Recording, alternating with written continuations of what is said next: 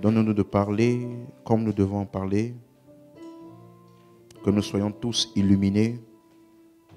Au nom de Jésus, dis avec moi, je déclare, en cet après-midi, les yeux de mon cœur sont illuminés et je marche pleinement dans la révélation de mon identité et de mon héritage en Christ, au nom de Jésus.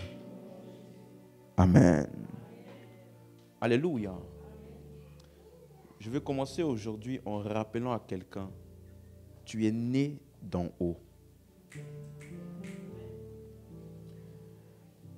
Si tu n'es pas conscient de cette vérité, tu vivras dans un monde qui a beaucoup de pesanteur, rempli de tout type de circonstances pour garder ton intellect ici en bas. Amen. Alors que la Bible dit, si vous êtes ressuscité avec Christ, affectionnez-vous aux choses d'en haut, là où Christ est assis à la droite de Dieu le Père. À chaque fois que tu es confronté à une situation, confronté à n'importe quel dilemme, rappelle-toi, je suis d'en haut. Je ne regarde pas ça de haut, je regarde ça d'en haut. Quelqu'un comprend ce que je viens de dire? Je ne regarde pas ça de haut. Je regarde ça d'en haut. C'est là mon habitation et ma localisation permanente. Dans les lieux célestes, en Christ, au-dessus de toute domination, autorité et de tout nom qui peut se nommer.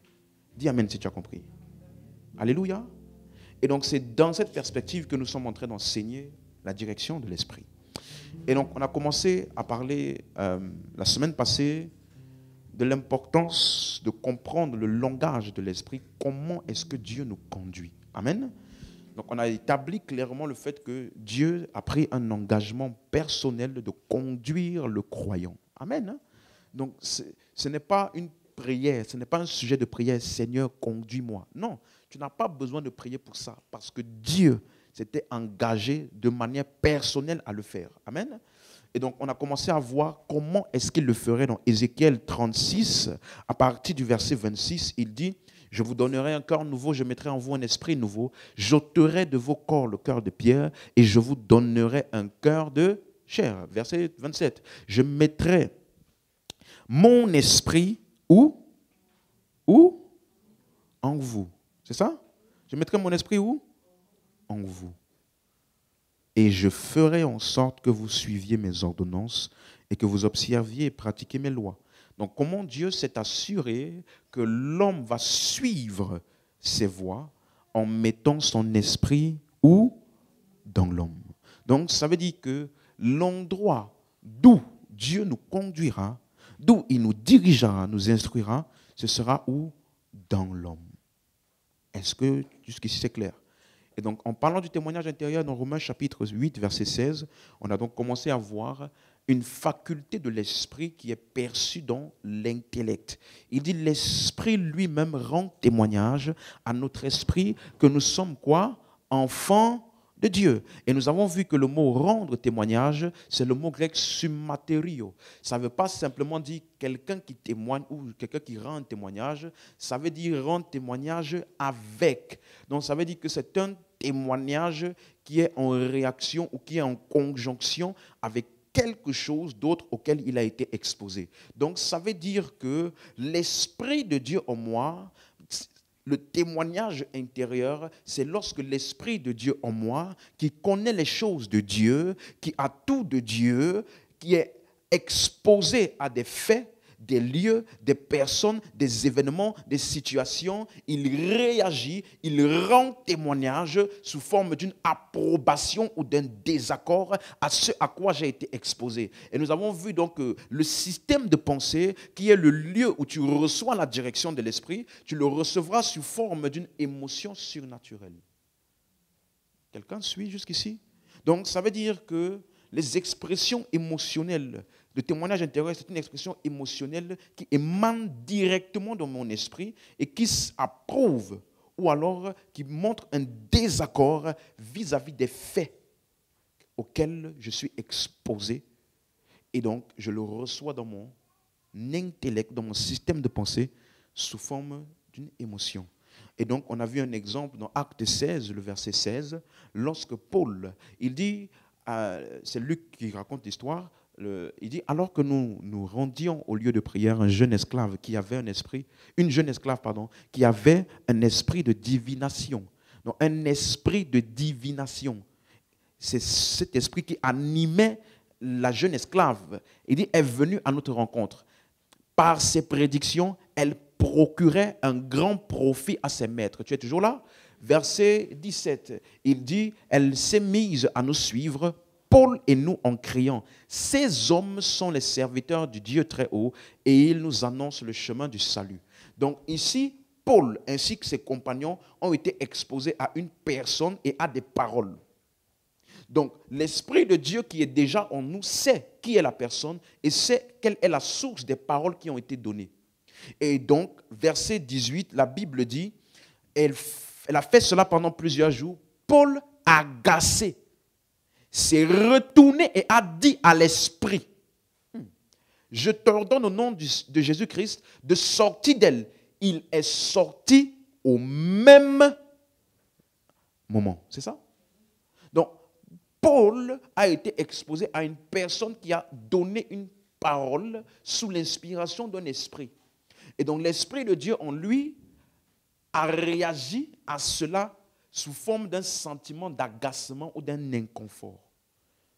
Et je vous ai dit qu'une chose qui est importante à prendre en compte lorsque on parle du témoignage intérieur, c'est que ce sont des émotions qui, des fois, en la grande majorité du temps, sont illogiques. Il n'y a pas de raison apparente logique pour laquelle je ressens ce que je ressens à la vue ou à l'exposition de ce fait-là, ou de cette personne, ou de cet événement. Dis amen si tu comprends. C'est clair pour quelqu'un? Donc, ça veut dire que c'est une émotion donc surnaturelle qui émane de mon esprit, qui a une information que mon intellect n'a pas encore. Donc, du coup, je ressens quelque chose, mais je n'ai pas toutes les informations pour comprendre pourquoi je ressens cela. Donc, souvent, c'est illogique. Mais j'ai dit que le témoignage intérieur ne révèle pas des faits. Il n'y a pas un fait qui a été révélé. C'est Paul, il a ressenti ce qu'il a ressenti et donc il a interprété ce malaise comme étant la personne qui parle là n'est pas inspirée par l'Esprit de Dieu, mais plutôt par un autre esprit. D'où le fait qu'il a chassé cet esprit. Jusqu'ici, c'est clair pour quelqu'un? Jusqu'ici, c'est clair pour quelqu'un? Donc, c'est essentiel, donc, j'ai dit, que lorsque tu comprends l'importance du témoignage intérieur, il faut développer, ou alors il faut être conscient qu'une faculté importante à manifester, c'est la patience. Est-ce que tu es toujours là? Il faut faire preuve de beaucoup de patience parce qu'il n'y a souvent aucune raison logique. Et donc, comme c'est une émotion, on a également vu ce que le témoignage intérieur n'est pas. On se rappelle? Parce que tu peux avoir l'impression que tout ce que tu ressens, ça vient donc de l'Esprit de Dieu, puisque dans tous les cas, l'Esprit de Dieu est déjà en moi. Mais il faut être conscient que la source de toutes mes émotions ne sont pas l'Esprit de Dieu, forcément. J'ai aussi des émotions qui peuvent émaner de ce à quoi j'étais exposé à l'extérieur, ou alors d'un système de pensée qui a été bâti dans mon intellect pendant plusieurs années à cause de certaines expériences. Et aujourd'hui, on va traiter une grande partie de ça, ce qu'on appelle la conscience. Mais on a vu principalement dans Romains chapitre 8, verset 15, premier point, Dieu ne nous conduit pas par la peur. Amen. Ça veut dire, quelle que soit, écoute-moi bien, quelle que soit la révélation que tu recevras de Dieu, que ce soit le témoignage intérieur, vision, rêve, dès que tu commences à sentir la terreur, que, si je ne fais pas ça là, ce n'est pas Dieu. Écoute bien, tu comprends ce que j'ai dit? Parce que si je ne t'enseigne pas ce que je t'explique là, la plateforme où toutes les émotions sont exprimées, c'est où? C'est le même endroit. Donc, que ça vienne de l'extérieur, je vous ai montré là où Paul, il a parlé aux personnes en disant, je vais aller à Jérusalem, lié par l'esprit. Et eux, ils ont dit, n'y va pas. Paul a dit, comment est-ce que vous pouvez me briser le cœur ainsi, en étant triste pour moi comme ça? Donc, il a senti une tristesse qui est aussi une émotion. Donc, si tu n'es pas bien enseigné, tu peux tout mélanger. Quelqu'un suit? tu peux tout mélanger. Appeler ce qui est de Dieu, ce qui n'est pas de Dieu. Donc, la peur ne fait pas partie de la direction de l'esprit. Nous n'avons pas reçu un esprit de servitude pour être encore dans la crainte. Le mot crainte ici, c'est le mot grec phobos, qui veut dire terreur. Donc, l'esprit de Dieu en nous ne produit jamais la terreur. J'ai dit jamais. Je n'ai pas dit quelquefois, jamais. Comme quelqu'un disait une fois à quelqu'un, je suis en train de voir, je suis en train de voir. Si tu ne donnes pas ta vie à Jésus aujourd'hui ou dans les 3 jours à venir, je vois que dans 3 mois tu meurs. Frère, même si tu ne crois pas en Jésus, tu ne vas pas donner ta vie. Vous me suivez? Surtout si ça c'est précédé par des informations vraies concernant ta vie qu'il a données. Donc tu vas donner foi à ça. Donc tu vas donner ta vie à Jésus comme ils le disent, basé sur la peur. Et puis un jour, quand tu en auras marre d'avoir peur, tu vas repartir faire ce que tu faisais. On va dire c'est un chrétien qui a perdu le salut. Quel salut? Je parle à quelqu'un? Donc, l'Esprit de Dieu ne produit jamais la peur. Donc, voici déjà une clé importante dans la direction de l'Esprit. Même quand quelqu'un vient te parler. Oh, je suis en train de voir, ou je suis en train de... Je dis ici, si la personne qui avait menti sur mon nom, ou qui avait détourné un frère de l'église dans mon dos, si tu ne te répands pas avant minuit, on va venir chercher ton cadavre demain. Cette parole n'est pas inspirée par l'Esprit de Dieu. Peu importe à quel point imminent est l'homme de Dieu, ou bien à quel point plusieurs fois il a déclaré des choses qui étaient vraies. Quelqu'un comprend ce que j'explique? Donc, par un esprit de crainte, même chose dans 2 Timothée 1, verset 7. Donne-moi directement la version, si tu as ça, King James en français, tu as? Ou la version Darby. Parce que lui, second, il dit esprit de timidité. Ici, il dit esprit de crainte. Dans la version King James en français, il dit esprit de peur. Donc, l'esprit de peur ne fait pas partie de l'esprit qui nous a été donné. Dieu ne nous a pas donné un esprit de crainte ni de peur. Non, dès que je sens la peur en moi, je sais déjà, je n'ai pas besoin que quelqu'un, pasteur, en fait, je suis en train de ressentir la peur. Je ne sais pas si c'est Dieu qui est en train de vouloir m'avertir. Non! Quelqu'un suit ce que j'explique là? L'esprit en nous ne produit jamais la peur. Même lorsque il veut t'avertir d'un danger, ce n'est pas la peur. Quelqu'un suit? Parce que Paul, il a reçu par l'Esprit qu'il allait aller à Jérusalem et qu'il allait être lié et avoir beaucoup de tribulations. Mais il n'a pas reçu ça en tremblant.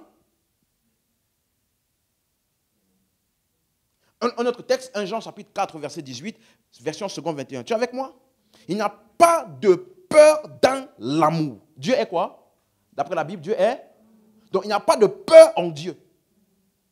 Si tu dis que l'esprit qui est en toi, c'est l'esprit de Dieu, alors la peur n'est pas un constituant de l'amour. Parce que l'amour parfait chasse la peur. Donc je peux même te dire qu'une preuve que c'est vraiment Dieu qui t'a parlé, c'est lorsque, après avoir écouté ça, ça a chassé la peur. Si tu as déjà eu ce genre d'expérience, tu sais de quoi je parle. Lorsque quelqu'un t'a donné une parole, ou bien tu étais acculé par beaucoup de choses en même temps et tu commençais à être troublé. Subitement, quelqu'un te dit une chose qui n'est peut-être même pas extraordinaire, mais ce qu'il t'a dit là a complètement annihilé l'inquiétude, la peur en toi. Là, tu reconnais c'est Dieu. Est-ce que tu suis? Non. L'amour parfait chasse la peur. Parce que la peur implique la punition. Et celui qui éprouve la peur n'est pas parfait dans l'amour. Deuxièmement, on a vu, Dieu ne nous conduit pas par le doute, l'inquiétude et l'incrédulité. Tu me suis? Philippiens 4, verset 6. Ne vous inquiétez de rien, mais en toute chose, faites connaître vos besoins à Dieu par des prières et des supplications avec des actions de grâce. Alléluia. Verset 7. Voici ce que Dieu produit. Et la paix de Dieu. Donc, comme tu as reçu de Dieu une direction, même si ça semble être trop grandiose, il y a une paix surnaturelle qui t'habite. Par rapport à ça. Est-ce que je parle à quelqu'un? Donc, l'Esprit de Dieu ne produit pas la peur, ni l'inquiétude, ni le doute, parce qu'il est appelé dans 2 Corinthiens 4, verset 13, un esprit de foi. Nous avons le même esprit de foi. C'est clair pour quelqu'un jusqu'ici? Donc, peur, timidité, tourment, terreur, doute, incrédulité ne peuvent pas émaner de notre esprit. Ce sont des expressions émotionnelles également, mais qui émanent d'autre chose que la parole et l'esprit en nous. Amen. Ça peut émaner d'un système de pensée ancré en moi, ça peut émaner d'une situation extérieure à laquelle je suis exposé, mais jamais de l'Esprit de Dieu. Dieu non plus ne nous conduit pas par la condamnation. On a vu ça vendredi. Romains chapitre 8, verset 1. Il n'y a donc maintenant quoi? Aucune quoi? Pour ceux qui sont où? En Jésus-Christ. Donc, pourquoi, verset 2, il appelle ça la loi de l'esprit de vie. Donc, si tu es en Jésus-Christ, tu es habité par l'esprit de vie. Et l'esprit de vie en toi ne produit pas la condamnation. Il n'y a aucune condamnation. Amen. Et donc, on a vu 3 points importants pour terminer avec cette partie. On a vu 3 points importants lorsque tu reçois donc le témoignage intérieur où tu le perçois. Le premier point, c'est tu dois toujours faire preuve de patience. Premier point, ne jamais être pressé de faire un choix lorsque je perçois un témoignage intérieur. OK? Pourquoi? Parce que je vous ai dit que souvent, c'est illogique. Donc, des fois, tu n'as même pas toujours directement au premier abord ce sur quoi ça pointe. Ça met le doigt sur quoi exactement, précisément. Tu sais juste qu'il y a quelque chose qui n'est pas clair. Donc, il faut faire preuve de patience. Aucun chrétien qui est pressé ne fonctionne parfaitement dans la volonté de Dieu. Je vais t'expliquer. Parce que souvent, je pense que j'avais mentionné ça une fois, où Paul, ils étaient en train de faire l'œuvre du ministère. Il devait aller quelque part. Il savait où il ne fallait pas aller, mais il ne savait pas encore où il fallait aller. Non, ils vont aller en Phrygie, l'Esprit ne leur permit pas d'aller en Phrygie. Ils veulent descendre de l'autre côté, l'Esprit ne leur permit pas. Mais ils ne savaient toujours pas où il fallait qu'il aille. Et puis, finalement, quelques versets plus loin, on dit, il a eu un songe où il a vu un Macédonien qui lui disait, à l'aide. Ils ont donc conclu avec la somme de toutes ces évidences ce que Dieu voulait leur dire et où Dieu voulait qu'ils aillent. Mais si tu es pressé au premier abord, tu risques de manquer toutes les autres choses qui vont amener la clarté par la suite. C'est clair pour quelqu'un? Donc, il n'y a aucune précipitation. Le prophète ou docteur Kenneth Hagin, il disait souvent, mieux vaut être plus lent que Dieu que plus rapide que lui. Parce qu'au moins, quand tu es derrière, tu le vois où il va. Mais quand tu es déjà trop pressé pour avancer, tu peux prendre un virage alors que ce n'est pas là-bas qu'il fallait aller. Est-ce que tu me suis? C'est clair jusqu'ici pour quelqu'un? Deuxièmement, dans la patience, on a vu, il faut apprendre à se taire, à faire taire le bruit des pensées. Parce que lorsque tes pensées sont bruyantes, souvent, ça peut étouffer le témoignage intérieur. Souvent. Donc, il faut apprendre à taire les pensées. Et nous avons vu qu'une des manières par laquelle nous le faisons, c'est lorsque tu parles beaucoup en langue. Parce que la Bible dit dans 1 Corinthiens 14, verset 2, celui qui parle en langue, il ne parle pas aux hommes, mais il parle à Dieu. Personne ne le comprend, mais c'est ton esprit qui dit des mystères. Et au verset 5, il dit, je désire que vous parliez tous en langue, mais encore plus que vous prophétisiez, parce que celui qui prophétise est plus grand que celui qui parle en langue, à moins que ce dernier n'interprète, afin que l'Église reçoive l'édification. Et au verset 14, il dit maintenant, celui qui parle en langue, si je parle en langue, mon esprit est en prière. Et mon intelligence est comment? Stérile. Donc, ça veut dire que lorsque mon intelligence n'a pas encore capté tout ce qui se passe et que ça commence à s'agiter, qu'est-ce que je fais? Je commence à activer mes facultés de l'esprit en parlant en langue. Et le même esprit qui te fait parler en langue est le même esprit par lequel tu interprètes. Donc, c'est pour cela qu'après un certain temps, si tu parles beaucoup en langue, ton intellect va finir par capter à un moment donné de cette sagesse de l'esprit sous forme d'une interprétation de tout ce que tu as prié. Tu es avec moi? Donc, c'est pour ça qu'il dit, par exemple, regardez le verset 13, il dit, celui qui parle en langue prie, bon, c'est très mal traduit, désolé de dire ça, mais le mot pour avoir le don n'est pas dans l'original. Non, on ne t'a pas dit, prie Seigneur, donne-moi le don, s'il te plaît. Donne-moi le don. Non. Dans l'original, et je pense que dans la version Darby, c'est même comme ça, il dit que celui qui prie en langue, qu'il prie pour interpréter.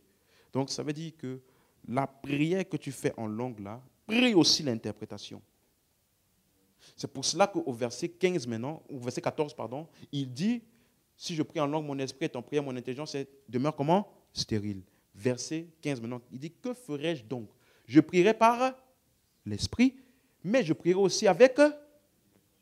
Donc, prier avec intelligence, ici dans le contexte, ce qu'on a vu, c'est quoi? C'est prier l'interprétation de ce que j'ai dit en langue. Donc, ça veut dire que une des manières par laquelle je m'assure de marcher dans la direction et la volonté de Dieu, c'est lorsque j'engage la prière en langue, mais également la prière de l'interprétation pour tirer la sagesse, l'instruction de tout ce qui a été dit en langue. Quelqu'un comprend? Donc c'est un avantage.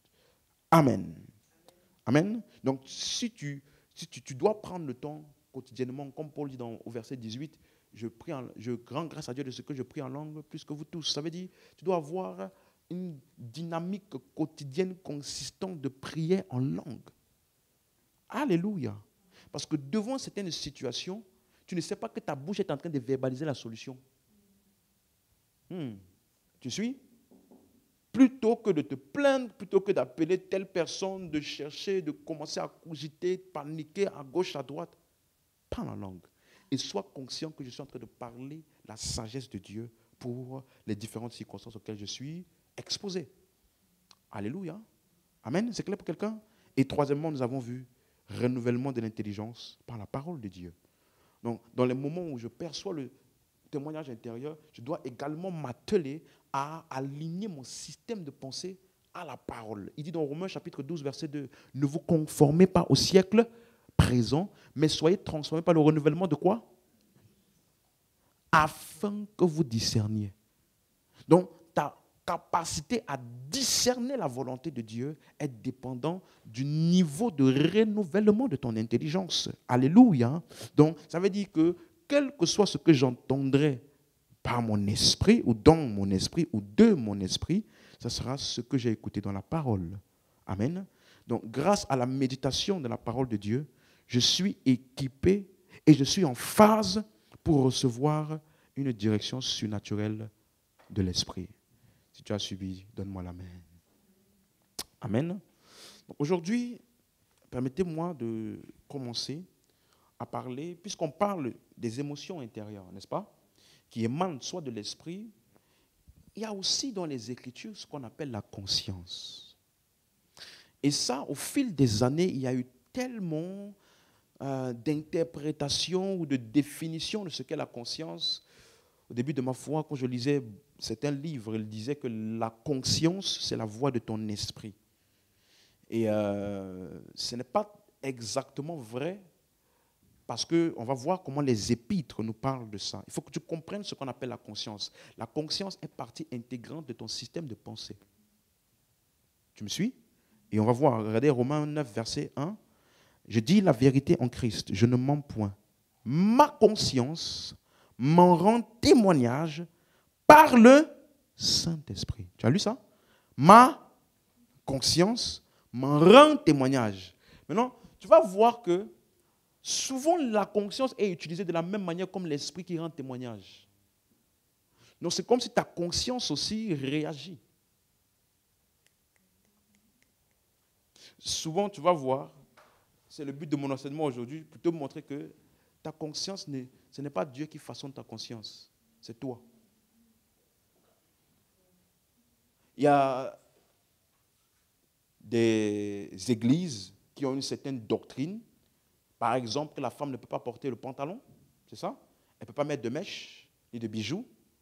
Donc les gens de ces églises-là, lorsqu'ils voient une femme qui a des mèches, subitement, ils ont un dérangement intérieur. Est-ce le témoignage intérieur de l'esprit? C'est quoi? Donc, qu'est-ce qui réagit là? Donc, quand je te parle du témoignage intérieur, ne confonds pas avec la conscience. Quelqu'un suit ce que j'explique? Donc, écoute-moi. Jusqu'ici, tu commences à voir comment c'est délicat. Tu vois comment c'est délicat? Que tu ne peux pas te précipiter. Ah, je sens ça, bon, ça veut dire ça. Et puis tu vis ta vie comme ça. Non, tu dois faire attention. Parce que tout ce qui se passe en moi peut venir de plusieurs types de sources. Dont ma conscience en fait partie. Et la conscience, il dit ici, ma conscience m'en rend témoignage. Mais je te pose une question. Est-ce qu'il t'est déjà arrivé avant qu'il y a certaines actions que tu faisais avant? Tu te sentais mal après les avoir faites. Mais le jour où tu as entendu la parole véritable, au lieu que tu fais ça, je vais parler. Il y a des églises, en tout cas par lesquelles je suis passé, si tu prends un verre, tu es pire qu'un païen. Tu prends un verre d'alcool, je veux dire. Tu prends quelque chose qui est alcoolisé. Tout le monde va te regarder. Du coup, quand tu as grandi dans des églises qui sont un peu légalistes, qui ont une pensée très légaliste, vous voyez, la manière dont ils vont réagir, tu vas te demander, mais frère, qu'est-ce qu'il y a? Dose, calme. Mais c'est pourquoi? C'est parce que leur conscience a été façonnée par un certain type de choses auxquelles ils ont été exposés. Donc, ta conscience, il faut bien comprendre ça. Pour rester dans l'enseignement, le mot conscience, c'est le mot grec suneidesis. Suneidesis. C'est le premier mot ici, suneidesis. Il est tiré du mot syneidesis. Et en fait, ce mot est souvent utilisé en rapport avec deux mots, sun et eidesis. Voilà, sun et eidesis, c'est deux mots. Vous reconnaissez le mot sun qu'on a vu dans sun matériaux, qui rend témoignage avec. Vous voyez, donc si ça veut dire avec. Et le mot eidesis ici, c'est le même mot qu'on dit souvent, illumine les yeux de votre cœur pour que vous sachiez. Le mot eido. Ça veut dire être conscient de quelque chose, percevoir, avoir une perception de quelque chose. Tu es avec moi? Donc ça veut dire percevoir ensemble avec. Donc ça veut dire que dans la composition de ce mot, ça implique donc une notion qui est persistante en toi. La conscience implique une notion, une perception, une connaissance qui est persistante dans ton système de pensée. Est-ce que jusqu'ici, quelqu'un a suivi? Donc, c'est une réalité ou une connaissance qui est bien ancrée dans ton système de pensée de telle sorte que tu n'as même pas besoin de beaucoup réfléchir pour que ça se manifeste. C'est devenu à toi. Quelqu'un comprend ça? Donc ça se développe sûrement avec le temps. Donc quand on dit la conscience, regardez un texte où c'est utilisé. Vous allez voir que dans 1 Corinthiens 8, il utilise beaucoup le mot conscience avec le mot connaissance. Dis avec moi conscience, connaissance. Remarquez dans tout ce qu'on va lire là. On va lire du verset 1 jusqu'au verset 13. On va lire, vous allez voir, ou marquer ou noter bien, ou prêter attention à tous les endroits où c'est écrit quoi? Conscience ou bien? Ok, regardez ceci. Pour ce qui concerne les viandes sacrifiées aux idoles. N'oubliez pas ce que je vous ai dit. Je vous ai dit que la conscience rend témoignage aussi. Donc, ça veut dire que, comme on avait dit dans Romains 8, n'est-ce pas, l'esprit rend témoignage à notre esprit que nous sommes enfants de Dieu. Donc, concernant la vérité selon laquelle tu es enfant de Dieu, là, ton esprit approuve ça. Il rend témoignage avec ça. Tu comprends? Donc, ta conscience aussi a l'habilité, concernant les différentes choses auxquelles ils sont exposés, de rendre des témoignages ou bien de réprouver. C'est pour ça que, je ne veux pas trop m'avancer, mais laissez-moi couler. C'est pour ça que ta conscience peut biaiser ton témoignage intérieur. Parce que c'est aussi une réaction. Donc, si tu n'as pas pris le temps de faire ce que je vais t'expliquer aujourd'hui, tu peux appeler témoignage intérieur des fausses croyances. Regardez. Pour ce qui concerne les viandes sacrifiées aux idoles. Donc, ça, c'est une vérité. OK? C'est un fait. Nous savons que nous avons tous la connaissance. La connaissance enfle, mais la charité édifie. La suite. Si quelqu'un croit savoir quelque chose, il n'a pas encore connu comme il faut connaître. Vous voyez, connaître, savoir, connaître. Vous voyez la suite. Mais si quelqu'un aime Dieu, celui-là est connu de lui. La suite. Maintenant, regardez. Pour ce qui est de manger des viandes sacrifiées aux idoles, donc là, il parle d'une action maintenant. Je vous avais dit aussi, on avait vu que n'attristez pas le Saint-Esprit en la colère, amertume. Donc, l'Esprit de Dieu en toi réagit aussi à des actions que tu poses. Donc, il dit, si tu fais une action contre nature, ça peut te produire en toi un sentiment d'inconfort. Quelqu'un comprend? Mais ça, c'est l'esprit. Maintenant, regardez ce qu'il dit ici. Quand il s'agit maintenant de manger de la viande sacrifiée aux idoles, nous savons, dis avec moi, nous savons. Tu as compris?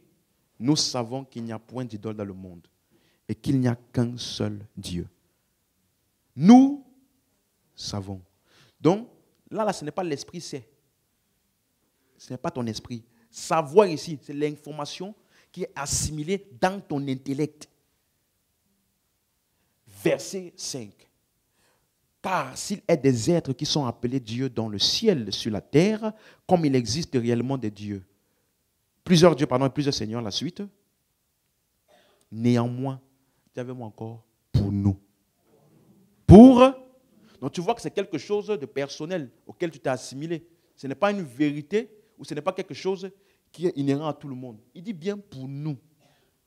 Il n'y a qu'un seul Dieu, le Père, de qui viennent toutes choses et pour qui nous sommes, et un seul Seigneur Jésus-Christ par qui sont toutes choses et par qui nous sommes. La suite maintenant.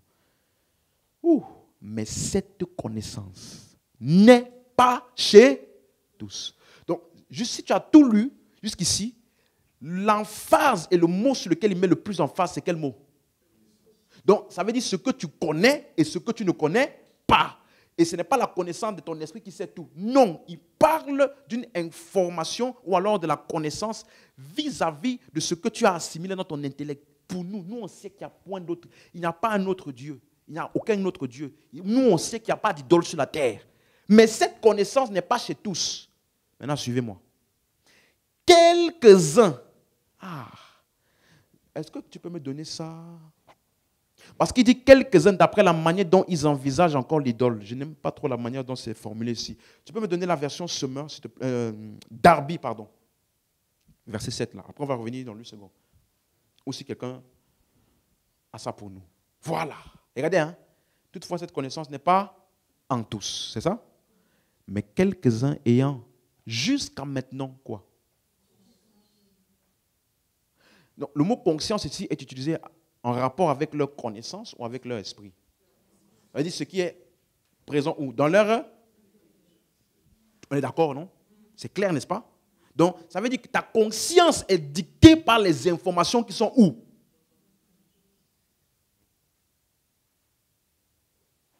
Vous avez compris? Donc, le type d'information dans mon intelligence détermine le type de conscience que j'ai. Donc, il dit, cette conscience, ils ont encore la conscience de l'idole. Ça veut dire que dans leur connaissance mentale, pour eux, l'idole existe et l'idole est quelque chose de puissant. Ils ont cette information dans leur système de pensée. Quelqu'un suit ce que j'explique? Et donc, il dit, eux donc, ils mangent des choses comme sacrifiées aux idoles. Ça veut dire, quand ils mangent ça, dans son système de pensée, il a assimilé que cette viande que je suis en train de manger là, c'est une viande qui a été sacrifiée à tel Dieu, à telle idole, à telle divinité. Voilà ce qu'il a en tête quand il mange ça. Et il dit donc, comme ils ont cette information, cette connaissance-là, ou ce manque de connaissance, leur conscience étant faible est comment? D'accord, la suite. Ce n'est pas un aliment qui nous rapproche de Dieu. Si nous en mangeons, nous n'avons rien de plus. Si nous n'en mangeons pas, nous n'avons rien de moins. Donc ça, c'est la connaissance que Paul a. Mais il a bien précisé, cette connaissance n'est pas chanteuse. Tu es d'accord jusqu'ici? La suite. Verset 9. Prenez garde toutefois que votre liberté ne devienne une pierre d'achoppement pour les faibles, car si quelqu'un te voit, toi qui as la connaissance, assis dans un temple d'idole, sa conscience à lui qui est faible ne le portera-t-elle pas à manger des viandes sacrifiées aux idoles? La suite. Et ainsi, le faible périra par ta connaissance, le frère pour lequel Christ est mort. Verset 12, en péchant de la sorte contre les frères et en blessant leur conscience, comment? Faible. Vous péchez contre Christ, la suite. C'est pourquoi, si un aliment scandalise mon frère, je ne mangerai jamais de la viande, afin de ne pas scandaliser mon frère. Vous avez vu? Connaissance, conscience. Connaissance, conscience. Donc, qu'est-ce qui donne à une personne d'avoir une connaissance faible? Qu'est-ce qu'il appelle connaissance faible? C'est quelqu'un à qui il manque certaines informations prééminentes concernant le fait qu'il n'y a point d'idole et que pour nous, là, un aliment ne peut ni te rapprocher de Dieu, ni t'éloigner de Dieu. Mais eux, ils n'ont pas cette connaissance. Ils ont une autre connaissance selon laquelle ce que tu manges, en fonction de ce à quoi ça a été livré ou sacrifié, ça peut affecter ta vie spirituelle. Est-ce qu'on est d'accord? Donc, ça veut dire que je peux dire, en regardant ce texte-là, que la conscience de ces croyants-là qu'il appelle faibles est fonction du niveau de connaissance qu'ils ont. Je peux dire ça? Oui? Donc, Paul, il a décrit comme étant faible en raison de la présence dans leur intellect de la connaissance d'une idole, ou alors de l'absence de la connaissance de Dieu uniquement. Est-ce que ça fait sens ce que j'explique à quelqu'un ici? Donc, la question est donc, à quelle connaissance exacte faisait-il référence, verset 4, pour ce qui est donc de manger des viandes sacrifiées aux idoles, verset 4. Nous savons, donc voici la connaissance, qu'il n'y a point d'idole dans le monde et qu'il n'y a qu'un seul Dieu. Donc, la connaissance, parce que verset 5 maintenant, il t'explique quel Dieu qui parle, car s'il y a des êtres qui sont Dieu, soit dans le ciel, soit sur la terre, il existe plusieurs dieux. C'est dans quel verset qu'il dit Dieu le Père? Je crois que c'est au verset 3.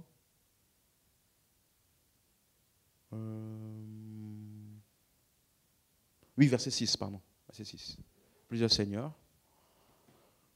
Néanmoins, pour nous, voici la connaissance qu'ils ont, il n'y a qu'un seul Dieu, le Père. Donc, voici la connaissance qu'ils ont de Dieu. Il n'y a qu'un seul Dieu, le Père, de qui viennent toutes choses et pour qui nous sommes, et un seul Seigneur, Jésus-Christ. Donc, en d'autres termes, la connaissance qu'ils ont de Dieu, c'est la connaissance de Dieu le Père révélé en Christ, et de notre identification donc avec le Père en Christ. C'est ça? Donc, l'absence, ou alors le manque de cette connaissance-là, dans le système de pensée d'un croyant, fait que la conscience de ce croyant-là est comment? Faible. Il peut venir à l'église, on lui dit, tu dois briser cet autel familial qui est en train de traîner de génération en génération et qui fait que personne chez vous ne trouve le travail, par exemple. Tu sais pourquoi il adhère à ça? Sa conscience est faible. Ou on dit, oh, il y a un esprit sur toi. Il y a un esprit sur toi. Je vois le feu, je vois le feu, je vois le feu, je vois le feu. Ta conscience est faible. Tu vas commencer à tourner. Je sens que ton pied va commencer à bouger. Regardez. Son pied va commencer à aller à gauche. Son pied va commencer à aller à gauche. Ta conscience est faible. Tu vas tourner ton pied à gauche aussi. Ça là, tu as une conscience comment? Faible. Ça veut dire que ça peut être influencé par des informations contraires à la vérité de Christ. Tu es avec moi? La conscience est le résultat de ta connaissance. Donc, à quel point comprendre ton identité avec le Père en Christ dépendra d'à quel point fiable ou pas est ta conscience. Donc, ce n'est pas tout type de conscience qui est fiable. Ah non, mais dès que j'ai fait ça, je ne me sentais pas bien et tout. Et directement, tu penses que c'est Dieu qui est contre toi. Ou bien c'est Dieu qui est en train de dire, c'est pas bon. Ou c'est Dieu qui est en train de... Tu vois? Donc, ça veut dire que dans ton système de pensée là, si tu comprends ce que je t'explique, il peut y avoir une réaction où l'Esprit de Dieu en toi est en paix avec ça. Mais ta conscience faible produit la gêne. Tu suis. Donc, je peux me retrouver être en train d'être dans une situation d'inconfort, alors que l'Esprit de Dieu en moi n'a aucun problème avec ça.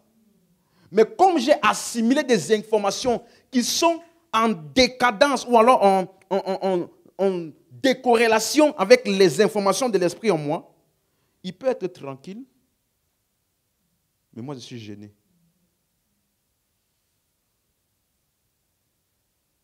Tu comprends?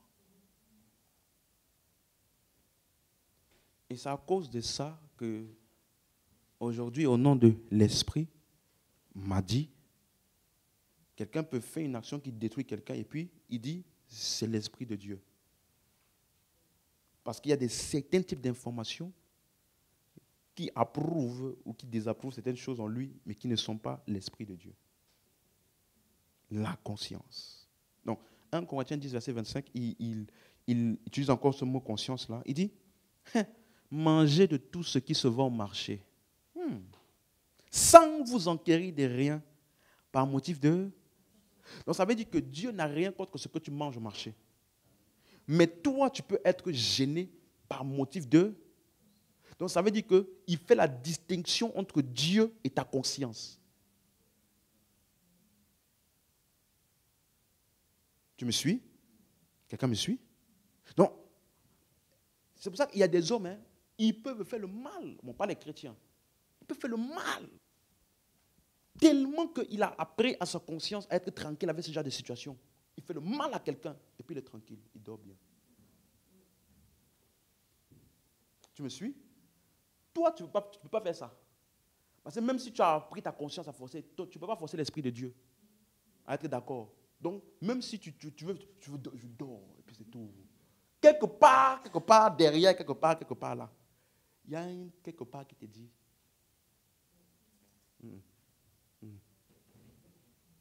tu vois, c'est pour ça que souvent il y a des gens qui ont des combats intérieurs entre ce qu'ils savent et ce qu'ils veulent. Tu as vu ça? Je veux ça. Mais je sais tellement que tu ne sais pas ce qui est bon pour moi. Mais je veux. Non, puisque je peux me forcer ma conscience là à être d'accord avec ça. Donc, tu peux avoir un vrai combat. Ça dit l'Esprit de Dieu, ta conscience te dit, yes, go. Tu vois, tu as un vrai combat intérieur. Un jour, tu fais 2 pas par rapport à ça. Un autre jour, ta conscience n'est plus trop forte comme avant là. Tu calmes un peu.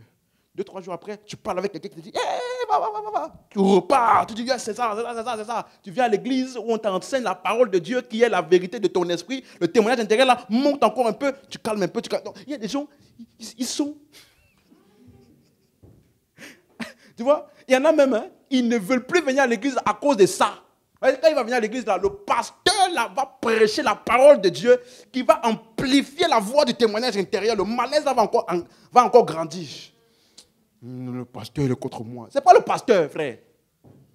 Le pasteur n'est pas contre toi. C'est parce que ce que le pasteur dit là, ça augmente le malaise créé par le témoignage intérieur que tu ne voulais pas écouter. Amen, hein? Même si tu ne dis pas amen. Alléluia. Donc, sans vous enquérir de rien par ma motif de conscience, verset 26. Donc, tu vois que quand une personne, elle dit par exemple, ah non, mais moi, parce qu'un homme de Dieu m'avait dit ça, bon, je Je ne dénigre pas ce que les gens pensent avoir reçu. Ok? Un homme de Dieu m'avait dit, l'Esprit de Dieu m'avait dit une fois, à cause de ton appel, ne mange plus du porc. Et puis quelques années après, l'Esprit de Dieu lui a dit, c'est bon, tu peux remanger. C'est un homme de Dieu qui m'a dit ça. Hein? Donc il a dit, j'ai fait peut-être 5 ans, je ne mangeais plus du porc. Et quand il essayait de m'expliquer, il donnait des raisons spirituelles à ça, quoi. Je n'arrivais pas à comprendre. Vous suivez?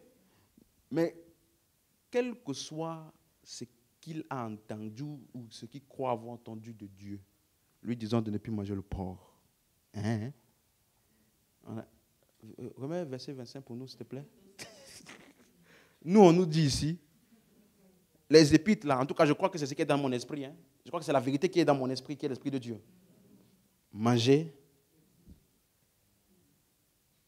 Amen. Hein.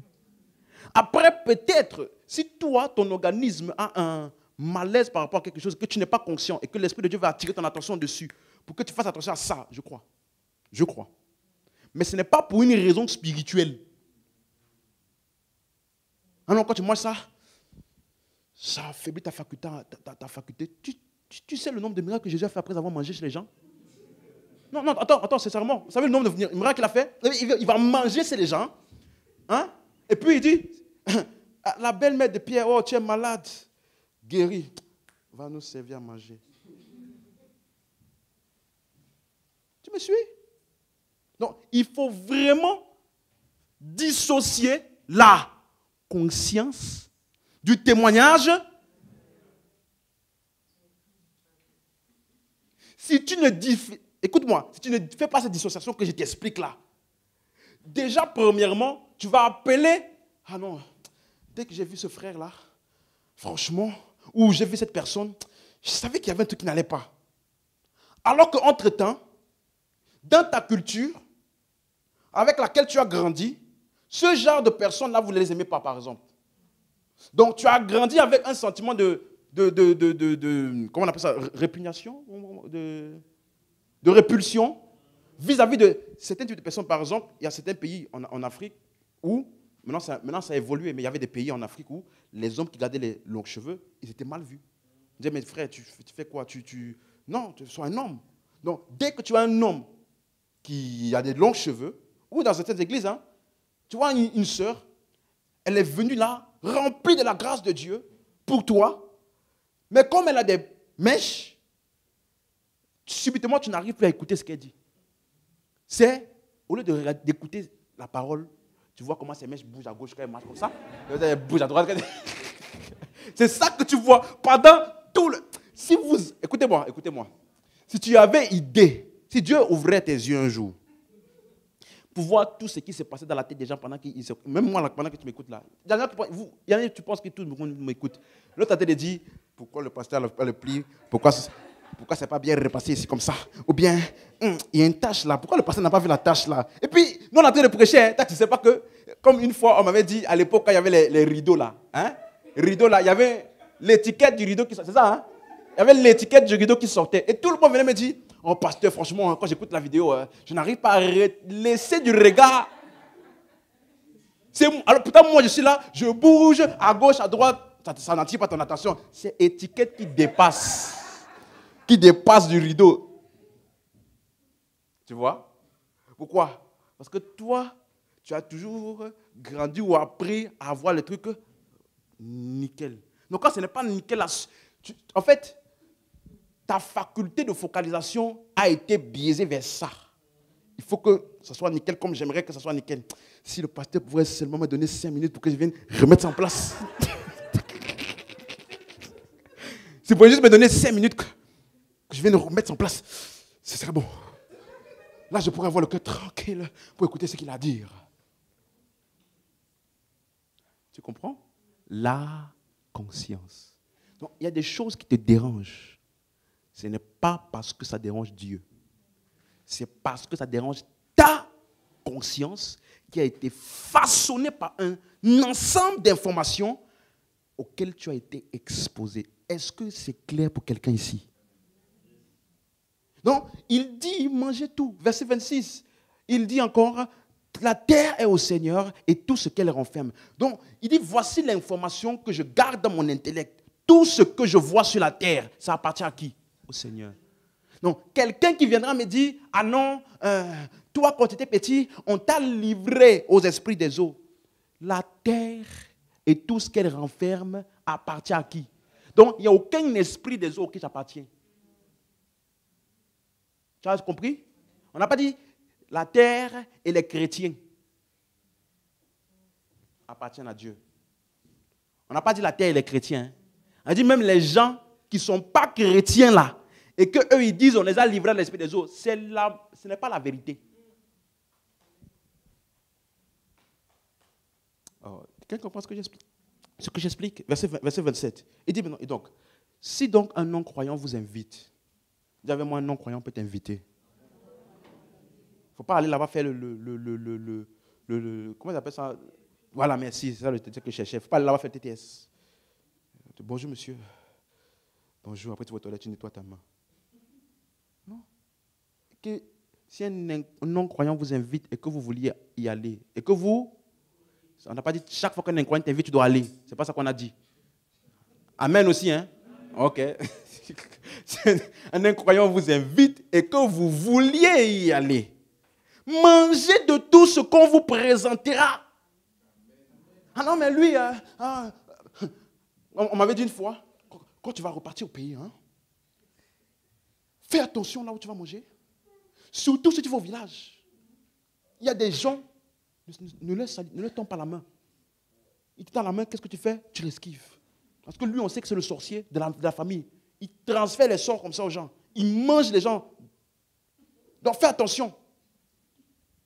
Et tu vois, souvent quand je dis ça, il y a des gens qui pensent que je suis contre certains prophètes ou pasteurs ou évangélistes, ou ce que vous voulez. Mais c'est la réalité de ce que nous vivons aujourd'hui dans le milieu des églises. Un frère, il a perdu son père, donc il est rentré au pays pour enterrer son père, et comme il était de la même nationalité que le pasteur à l'époque, le pasteur était aussi allé avec lui à la même époque aussi, dans le même pays dans lequel ils sont allés. Et donc, le pasteur qui est prophétique, lui a dit, je vais aller avec toi là-bas à l'enterrement parce que souvent c'est dans les enterrements qu'on échange les vies, on tue les gens à nouveau. Donc il a dit, je vais aller avec toi. Et vous savez ce qu'il a fait? Il est parti avec lui sur la route du village où il y avait l'enterrement. Et le frère là est revenu, il nous a raconté, il était émerveillé. Il dit, vraiment cet homme de Dieu-là, c'est un homme de Dieu vraiment spirituel. Genre, on est arrivé à un moment sur la route, il a freiné. Il a pris une pièce, il a lancé en l'air. Et il a dit que c'est parce qu'il donnait un message aux esprits du territoire qui vient en paix. Donc il a capté l'esprit, donc il a envoyé une pièce comme ça pour dire, nous, on vient en paix. Le péage, vrai. Il a fait le péage. Bref, tu vois. Et après, quand il est rentré, ils sont arrivés dans la ville, dans le village. Il y avait tous les papas, les mamans et tout ça. Quand quelqu'un venait lui tendre la main, il disait oui, c'est bon, tu peux saluer. Il y a un autre là qui venait tendre la main, il dit non. Lui là, fais attention à lui. Du coup, à un moment, il a dit, lui, comme il est le grand homme de Dieu, il a tendu la main à un. Et ils sont restés comme ça en se regardant. Parce que lui, il envoyait des flèches. Lui aussi, il envoyait des flèches. Suis-moi. Je te pose une question. Tout ce qui s'est passé là, oh, si tu vas dans ton village, fais attention à ce que tu vas manger. Parce que si tu manges des trucs, puis ça va t'envoûter. La seule raison pour laquelle ça peut avoir une quelconque affectation sur toi, suis-moi, c'est uniquement à cause de ta conscience. Uniquement. Donc, il y a des gens qui ont une conscience faible et qui ont appris des techniques comment vivre avec la conscience faible là, au lieu de monter le niveau. Tout simplement. Donc, on croit aux idoles, on croit aux sorciers, on croit à ceci, on croit en cela. Donc, comme on croit en ça, comment on fait pour esquiver? Comment on fait? Moi, je n'ai pas besoin de tout ça. Je suis en haut.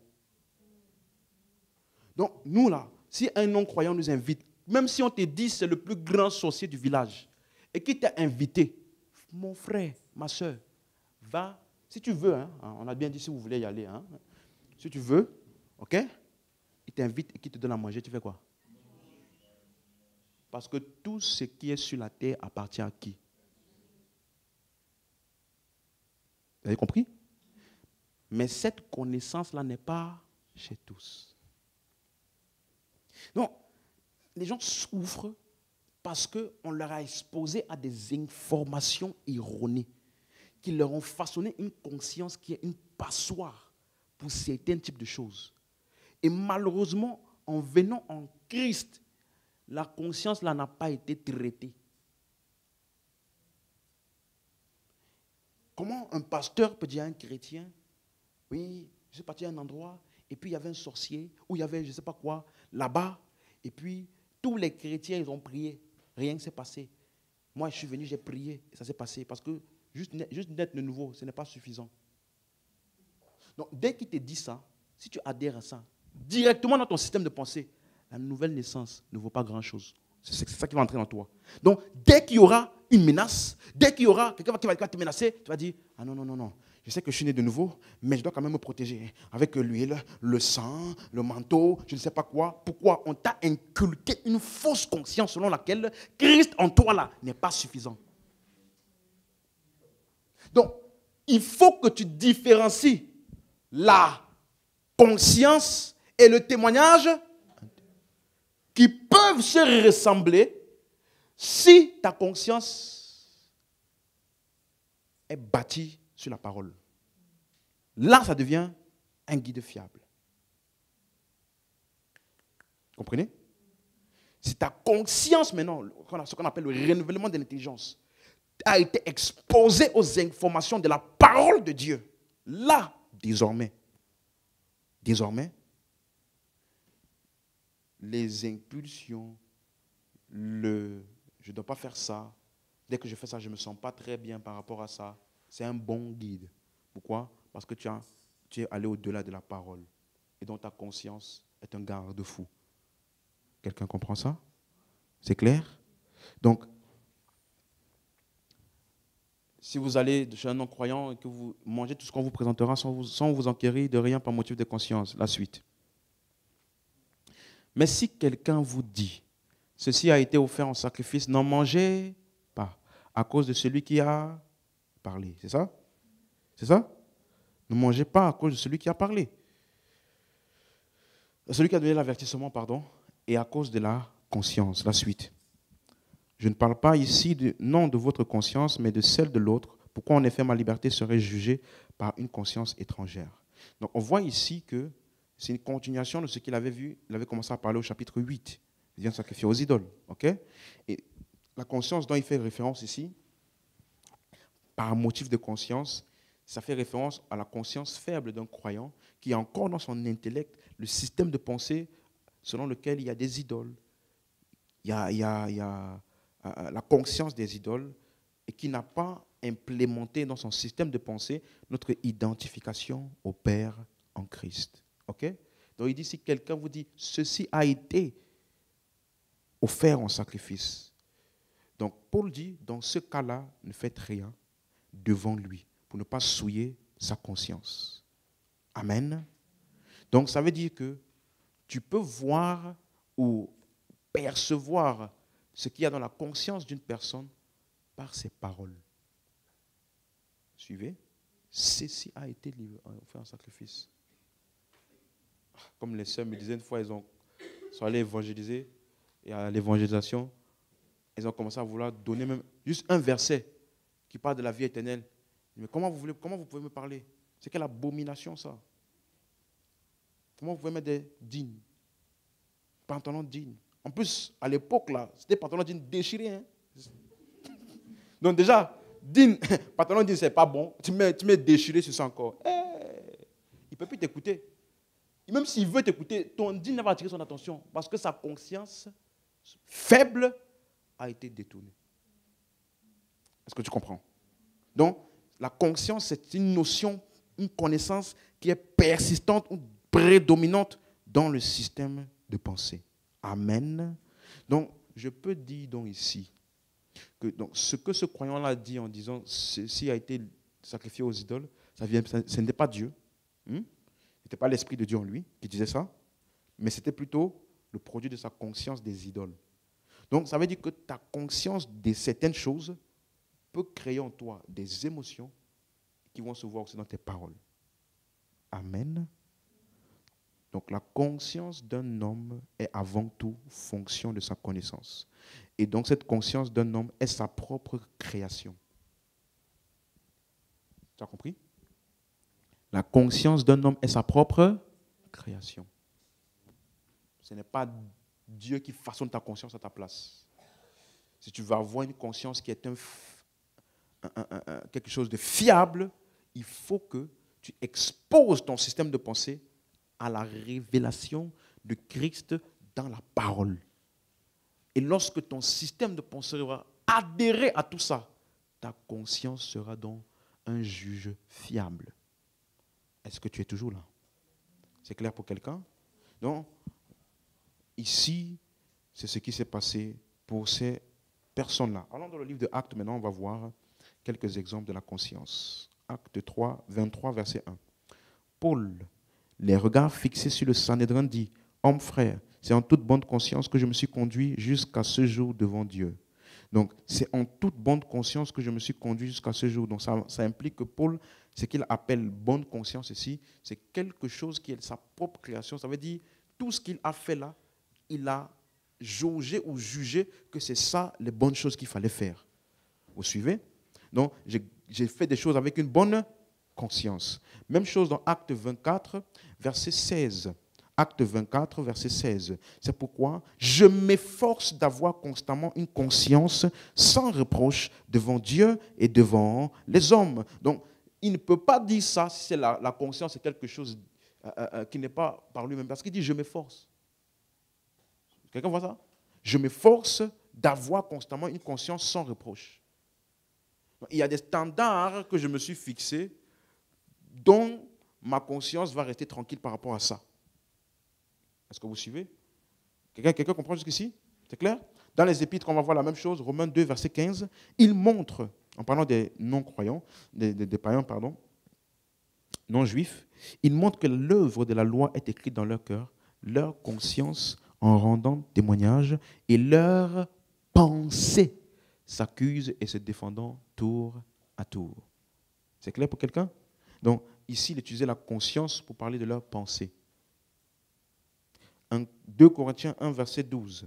Car ce qui fait notre gloire, c'est ce témoignage de notre conscience, que nous nous sommes conduits dans ce monde, et surtout à votre égard, avec sainteté et pureté devant Dieu, non point avec une sagesse charnelle, mais avec la grâce de Dieu. Donc ici, il utilise la conscience pour parler du fait qu'il a marché selon les standards de la parole, de la sainteté de Dieu vis-à-vis des autres. Donc il a utilisé comme jauge les informations contenues de la parole qu'il avait assimilées, et il dit, c'est comme ça que je me suis conduit à votre égard, en sainteté, en pureté devant Dieu, avec une sagesse qui n'est pas charnelle, mais de la grâce de Dieu. Donc sa conscience ici est utilisée en adéquation avec ce qui est exposé dans la parole. Amen? C'est clair? C'est clair pour quelqu'un? 2 Corinthiens 4, verset 2. Nous rejetons les choses honteuses qui se font en secret. Nous n'avons point une conduite astucieuse et nous n'altérons point la parole de Dieu. Nous n'altérons point. Mais en publiant la vérité, nous nous recommandons à toute conscience d'homme devant Dieu. Donc ici, c'est utilisé pour la prédication de l'évangile, le fait de ne pas manipuler la parole de façon trompeuse. On s'est retenu d'utiliser la parole de manière de l'altérer pour nos propres profits personnels. Amen. Donc vous voyez que c'est un standard que je me fixe à moi. Je peux me dire à moi, je décide, et voici mon standard, je ne vais jamais détourner les Écritures pour un profit. Mais il y a des gens qui n'ont pas ce standard. Dès qu'il y a profit dessus, c'est fini. Il peut te donner Jean 3,16 pour te montrer qu'il y a l'argent dedans. Tu me suis? Quelqu'un me suit? Donc, ici, c'est quelque chose qui s'est fixé lui-même. 2 Corinthiens 5, verset 11. Connaissons dans la crainte du Seigneur, nous cherchons à convaincre les hommes, Dieu nous connaît, et j'espère que dans vos consciences, vous nous connaissez aussi. En d'autres termes, en ayant été assez exposés à nous. vous avez pu établir dans votre conscience que nous sommes sincères à votre égard. C'est clair? Donc ça veut dire que quelqu'un peut vraiment être sincère à ton égard, mais dans ta conscience, à cause de plusieurs types d'informations, tu as vu qu'il est vraiment sincère pour toi. Mais quelqu'un d'autre peut aussi voir qu'il n'est pas sincère pour lui. C'est sa conscience qui lui dit ça, en fonction du type d'information vis-à-vis de cette personne qu'il a implémentée. Donc quelqu'un ne peut ne pas vouloir ton mal, mais tu penses qu'il veut ton mal à cause de certains types d'informations que tu as implémentées. Quelqu'un comprend? Donc ta conscience, c'est vraiment ta propre fabrication. Est-ce que c'est clair jusqu'ici pour quelqu'un? Donc, c'est même chose, 1 Timothée 1, verset 5. Le but du commandement, c'est une charité venant d'un cœur pur, d'une bonne conscience et d'une foi sincère. Bonne conscience, ça veut dire bon sens du jugement.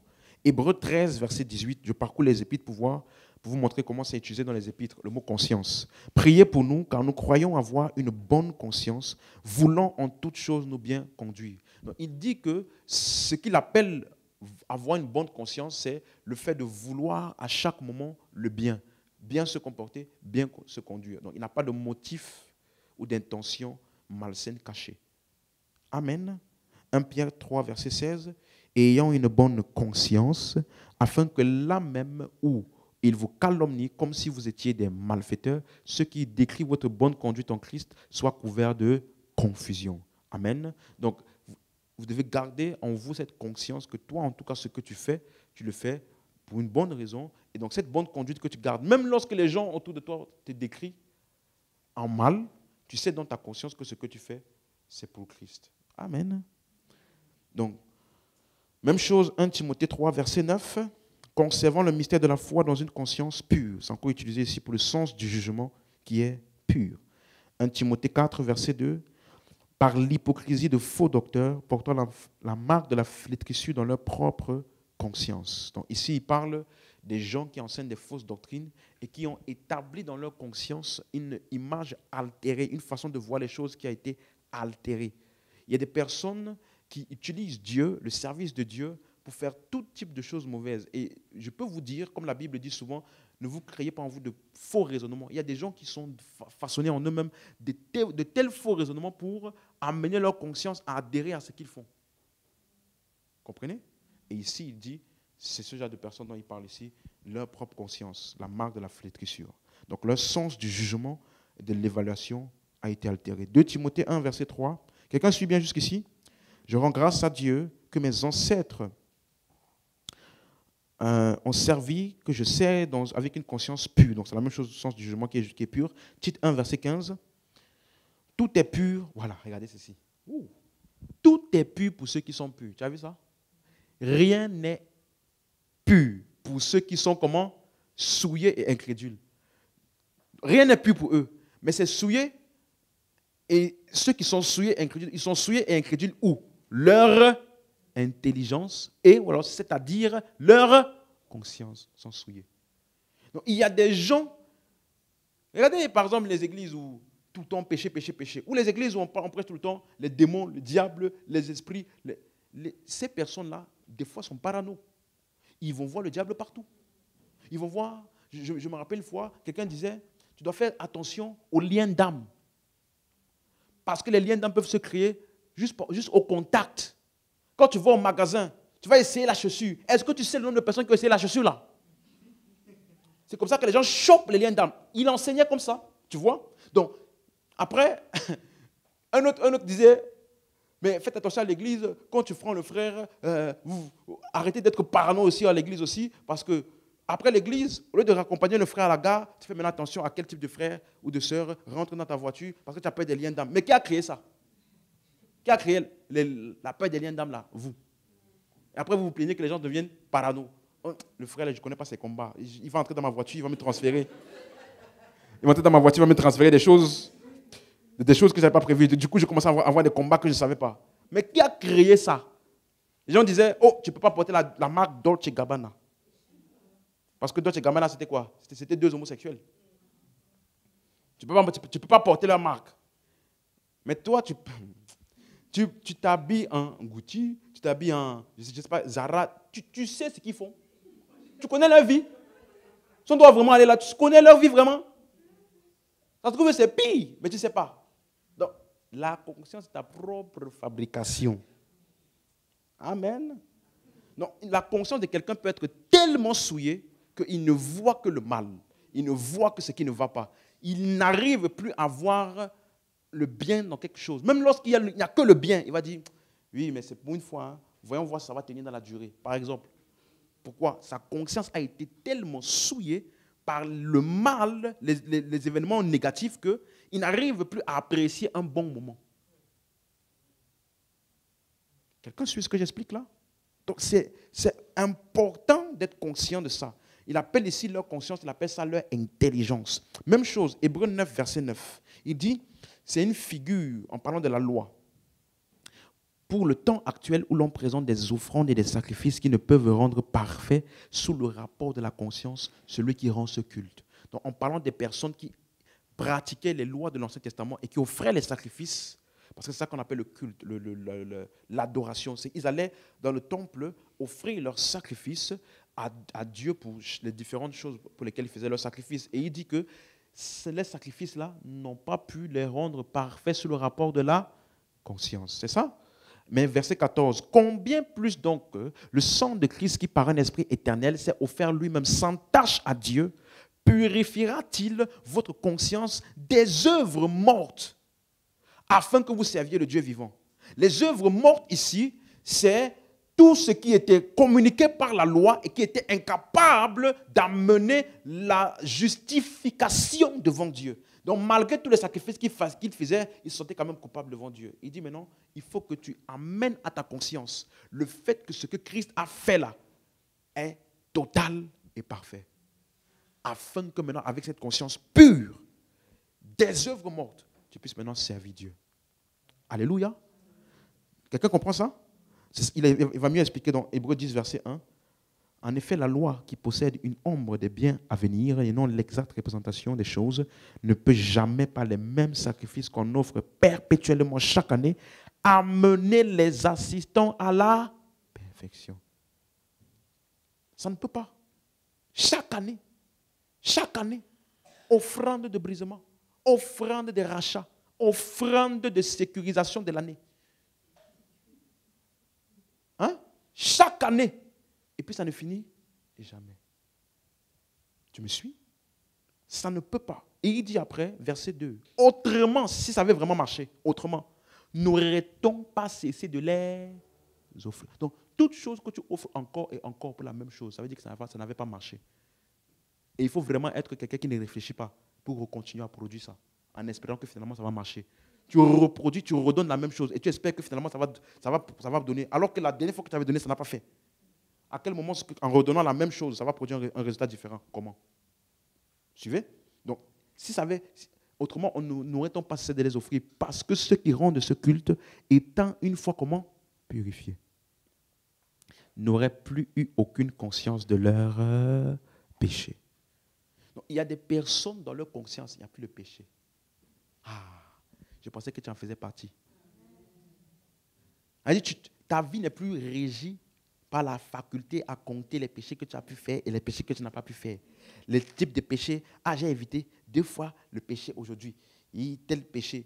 Quand tu as la mentalité ou la conscience du péché, c'est là que tu peux faire confession des péchés. Si tu me demandes de confesser tes péchés, je ne me rappelle même pas.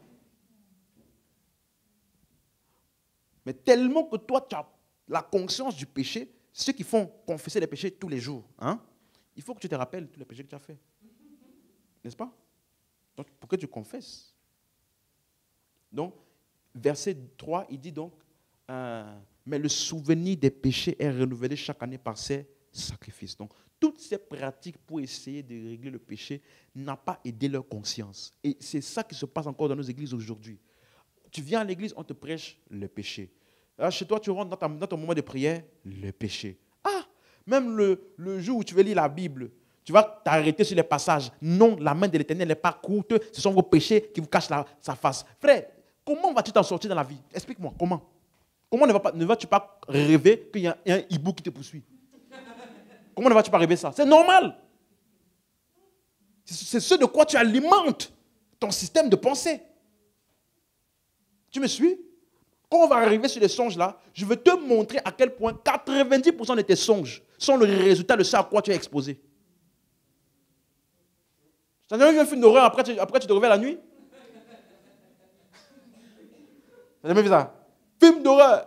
Hey, on te poursuivait. Et puis, on continue à te pousser de rêve. Mais maintenant, comme tu as la conscience de ces choses qu'on t'a expliquées là, au lieu de penser juste que tu as fait un mauvais rêve, tu dis quoi? C'est un esprit de femme, mari de nuit qui est venu. Ou bien, tu as une libido qui est élevée. Il y a des hormones, des personnes qui ont des hormones à une certaine période de leur vie qui sont très, très parlants, demandeurs. Et donc, ta libido peut être élevée à ce moment-là. Et tu fais des rêves où tu as une relation dans ton rêve. Tu appelles ça femme de nuit?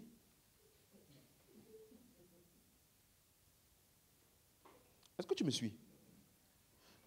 Tes rêves, écoute-moi, tes rêves sont la résultante de ce à quoi tu es exposé. En grande partie. Dieu peut passer par les rêves. Est-ce que tu me suis? Mais la grande majorité de tes rêves que tu fais tous les jours. Donc, toi, il y en a tous les jours, Dieu leur parle dans leurs rêves. Tous les jours. Ça veut dire, tu dors aujourd'hui, tu as vu Scorpion. Demain, tu dors, tu vois Anaconda. L'autre jour, tu dors, tu vois maintenant une colombe. Là, tu dis c'était le Saint-Esprit. Et puis, avec tout ça, tu écris maintenant un livre. Comment interpréter les rêves? Quand tu vas voir colombe, ça veut dire que c'est l'esprit. Alors qu'entre-temps, j'ai dit ça ici une fois, fais une expérience sincère. Si tu vois quelqu'un qui n'a pas un background africain du tout, on va dire un Français de souche, ou peu importe, n'importe quel pays européen, qui n'a pas le background des esprits, tout ça là. L'enfant, il va dormir, il va voir un chat. Il va dire, oh mon petit, tu as vu un tout petit chat dans ton rêve. N'est-ce pas? Maintenant, maman africaine. Maman, j'ai dormi hier. Il y avait un chat, ses yeux brillaient. In the name of Jesus.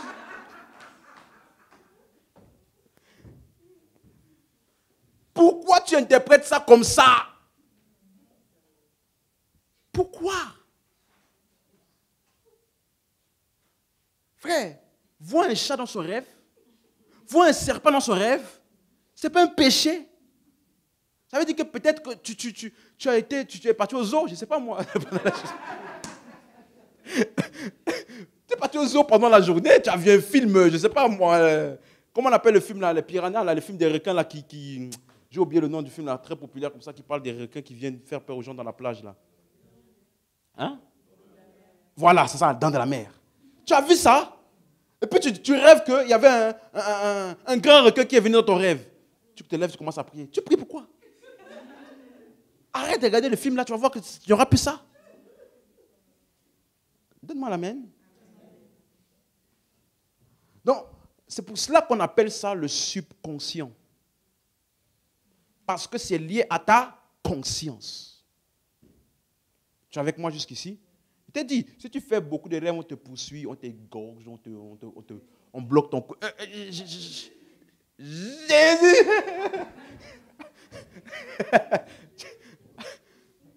Tu vois, je n'ai pas besoin de t'imposer les mains. Viens seulement ici. 1 mois. 1 mois seulement. Tu écoutes. Il n'y aura plus. Parce que ta conscience va être nettoyée de toutes les fausses croyances. Et ça va donc te permettre de vivre, comme dit la liberté, pour servir Dieu. Amen. C'est clair pour quelqu'un? Donc fais attention à quoi tu t'exposes. Verset 4. Car il est impossible que le sang des taureaux et des boucs ôte le péché. Verset 11. Tandis que tout sacrificateur fait chaque jour le service et offre souvent les mêmes sacrifices qui ne peuvent jamais ôter les péchés. Verset 10. C'est en vertu de cette volonté que nous sommes sanctifiés par l'offrande du corps de Jésus-Christ une fois pour toutes, tandis que tout sacrificateur fait chaque jour le service et offre souvent les mêmes sacrifices qui ne peuvent jamais ôter le péché. Lui, après avoir offert un seul sacrifice pour les péchés, s'est assis pour toujours à la droite de Dieu, attendant désormais que ses ennemis soient devenus son marchepied, car par une seule offrande, il a amené à la perfection pour toujours ceux qui sont sanctifiés. Donc, après avoir expliqué que toutes ces pratiques-là amenaient dans le cœur des personnes la conscience du péché, il explique maintenant que ce qui amène à la perfection, c'est uniquement l'œuvre parfaite qui a été accomplie par Jésus. Donc si dans ton intellect, dans ton système de pensée, tu as accepté et adhéré au fait que uniquement l'œuvre de Christ te suffit, tu n'auras plus la conscience du péché. Parce que ce que la loi n'a pas pu faire, l'œuvre de Christ l'a fait. En une seule offrande, il l'a amené à la perfection pour toujours. Donc, il n'y a plus aucune chose que tu puisses faire ou pas faire qui va faire que Dieu va te regarder différemment de Christ. Amen. Et donc voilà pourquoi, après avoir exposé toutes ces informations-là, il dit maintenant au verset 22, approchons-nous avec un cœur sincère, dans la plénitude de la foi, les cœurs purifiés d'une mauvaise quoi? Tu as vu comme tu as vu? Et le corps lavé d'une eau pure. Donc ici, il t'explique maintenant, quand tu as été exposé à ça, ces informations-là, tu t'approches en parlant du non-croyant. Parce que les chrétiens se sont déjà approchés.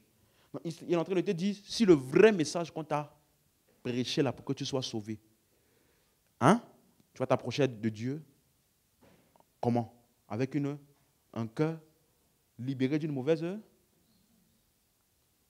Ça m'étonne souvent. Les gens, ils prêchent l'évangile et puis les gens commencent à pleurer. Oh, vraiment, je suis sale, un pécheur comme moi.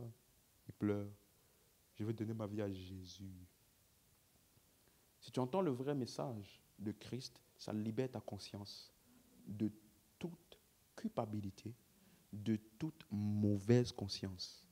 Et tu vois Dieu tel qu'il est. Et donc, tu embrasses ça. Plénitude de foi, pas plénitude de culpabilité.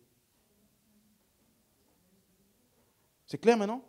Non, le croyant là qui est maintenant, c'est ça qui donne au croyant d'être sanctifié, amené à la perfection. Le cœur purifié maintenant d'une conscience pure. Ça veut dire désormais à cause des informations auxquelles il est exposé, il n'a plus la mauvaise conscience. Il sait que Christ l'a perfectionné, l'a amené à la perfection, une fois pour toutes par son sacrifice. Donc, il repense et il voit maintenant différemment ce qui était fait sous la loi. Il appelle ça des œuvres mortes. Amen. C'est clair pour quelqu'un? Non. C'est comme ça que notre conscience est purifiée de la culpabilité, du péché, de la loi, de tous les standards inatteignables, inutiles.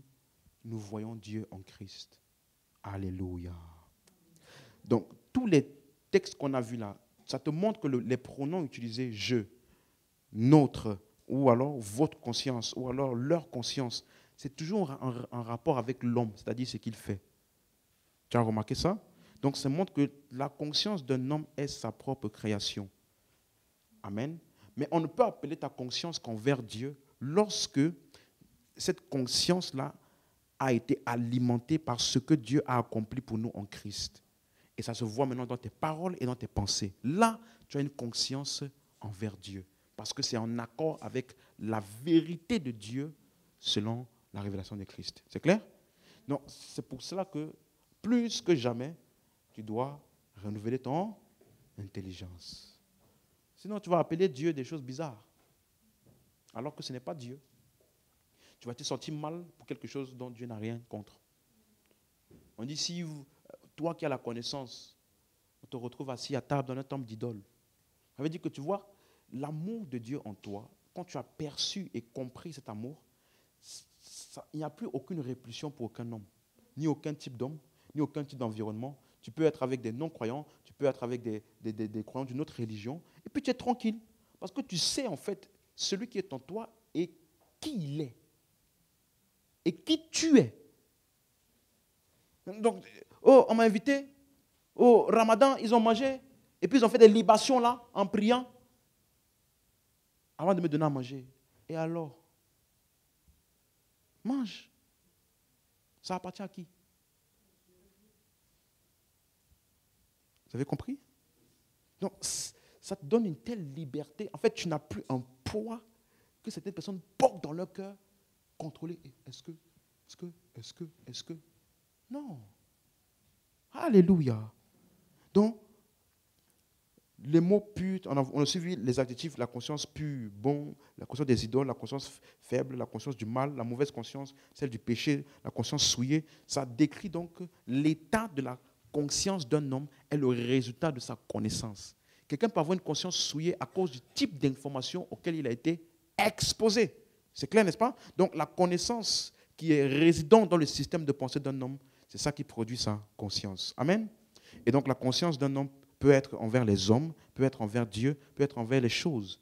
Et tu peux le détecter par comment la personne parle et réagit vis-à-vis de ces choses-là. Laisse-moi te donner un autre texte, Romains 14, verset 1. Faites accueil à celui qui est faible dans la foi et ne discutez pas sur les opinions. Donc, ton opinion montre ce qu'il y a dans ta conscience. Ce que tu penses d'une chose. J'écoutais une personne une fois, il disait, d'ailleurs je vais te poser la question. Il disait, imagine-toi, un homme il est polygame et puis il se convertit à Christ. Il fait comment?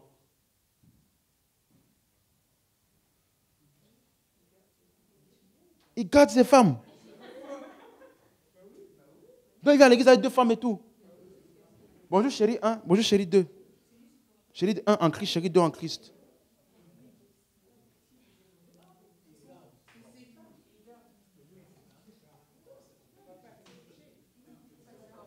Donc, attendez. S'il peut garder ces 2 femmes, ça veut dire qu'un chrétien qui a 2 femmes,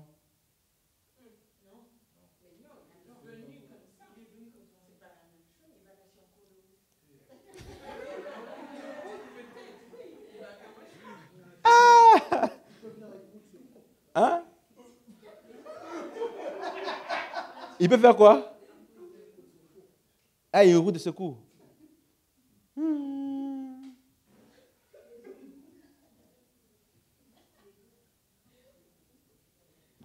Qu'est-ce que vous en pensez? La nature de Dieu va faire quoi?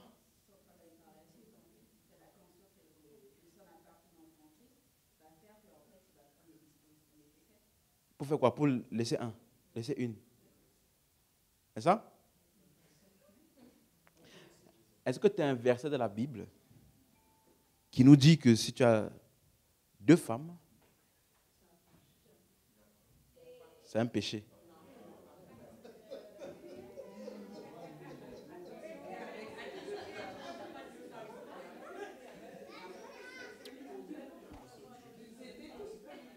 C'est moi qui enseigne, s'il vous plaît. Hein? Merci beaucoup. Vous commencez par, t'as vu. Ou bien...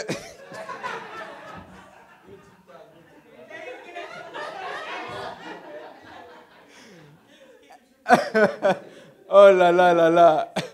Il y a les frères, il y a un coin caché dans ton cœur là.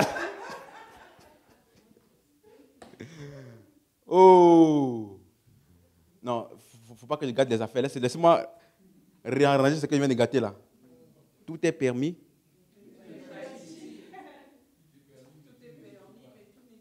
Tout n'édifie pas. Frère, tu sais c'est quoi une femme? Non, attends, avant que tu commences. Une seule d'abord. Tu dois faire au moins 50 ans d'études pour comprendre tout son système. Parce que le jour où tu crois que tu as compris, une autre facette sort. Une déjà. Non, suivez-moi. C'est pour ça même que tu vas te rendre compte que Paul dit, je crois que c'est dans 1 Timothée 3, que celui qui aspire à la charge d'évêque, il doit être mari d'une seule femme. Il ne peut pas donner une telle condition si tout le monde a une seule femme à l'église.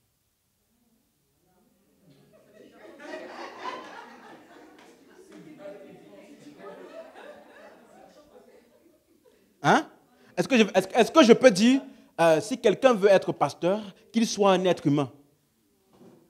Il n'y a que des humains ici. Je ne vais pas donner une condition pour une chose que tout le monde respecte. Donc, qu'il soit marié d'une seule femme, ça veut dire que si tu prends cette voie-là, il y a des choses que tu ne peux plus faire pour Dieu efficacement. Donc, parce que c'est une surcharge dans ce que tu es censé porter et que tu peux faire pour Dieu. Donc, mais qui n'est pas appelé au ministère? Il y a quelqu'un ici qui n'est pas appelé au ministère, donc lui, il a appelé juste à avoir ses 15 femmes et puis à multipliez-vous, remplissez la terre. Il y a quelqu'un comme ça ici? Fais-moi savoir, comme ça, on va refaire ton disciple là bien. Donc, c'est permis, tout est permis, mais tout n'est pas. Donc, en fonction de ce que tu es conscient, il y a des choix que tu ne feras pas. Est-ce que quelqu'un comprend ce que j'explique? Vous comprenez? Donc, alors, pourquoi j'ai pris ce sujet-là? C'est pour vous montrer. Tu vois, il y a des personnes, bon, en France, Occident, tout ça, c'est un peu beaucoup plus modernisé. Mais il y a certaines contrées, cultures où la polygamie est totalement normale. Ça veut dire que quelqu'un qui n'est pas polygame, il est bizarre. Donc, si tu as grandi dans ce genre de contexte-là, ça va être bizarre pour toi de voir un homme et une femme. Donc, il appelle ça des opinions.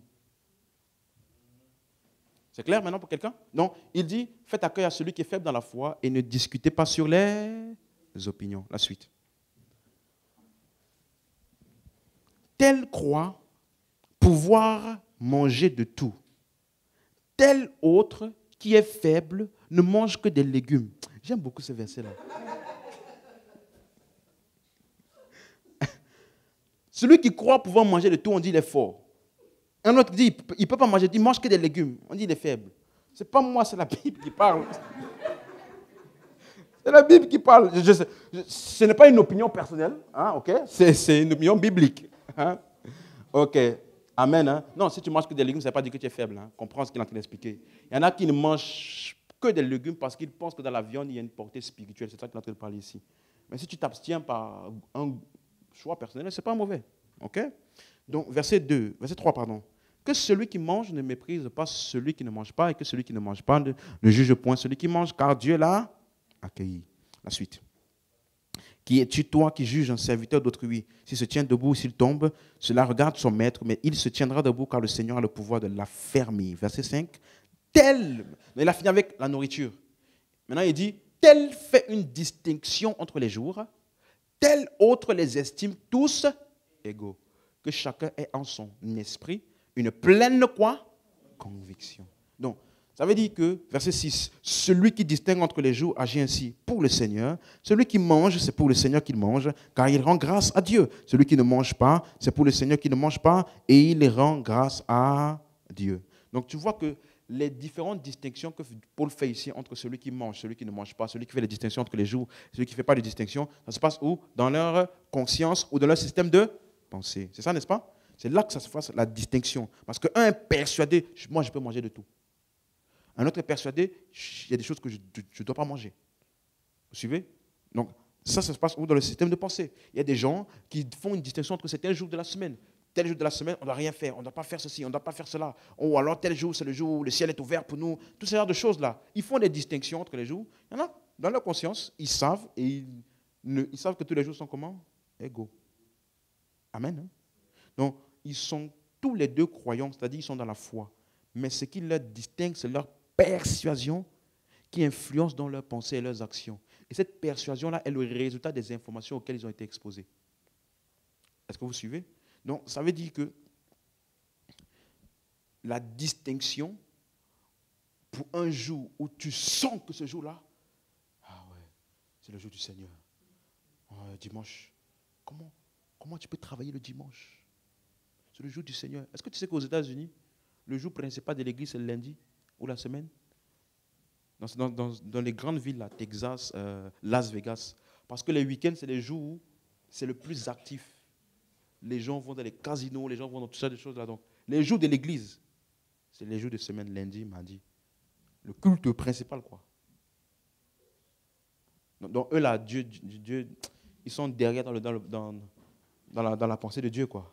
Parce qu'ils prient le lundi ou mardi. Quelqu'un me suit?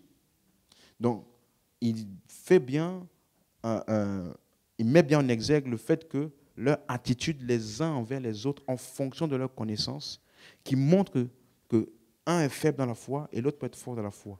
Amen. Mais quelle que soit la catégorie de chrétien dans laquelle tu te trouves, tu ne dois pas juger l'autre, ou te sentir supérieur à lui, ou le rabaisser. Amen. C'est clair pour quelqu'un? Verset 13, il dit donc, verset 13, ne nous jugeons donc plus les uns les autres, mais pensez plutôt à ne rien faire qui soit pour votre frère une pierre d'achoppement, une occasion de chute. Donc, en gros, privilégiez l'amour. Que même si j'ai une conscience ou une liberté par rapport à certaines choses, je ne ferai pas quelque chose qui va choquer ou frustrer mon frère.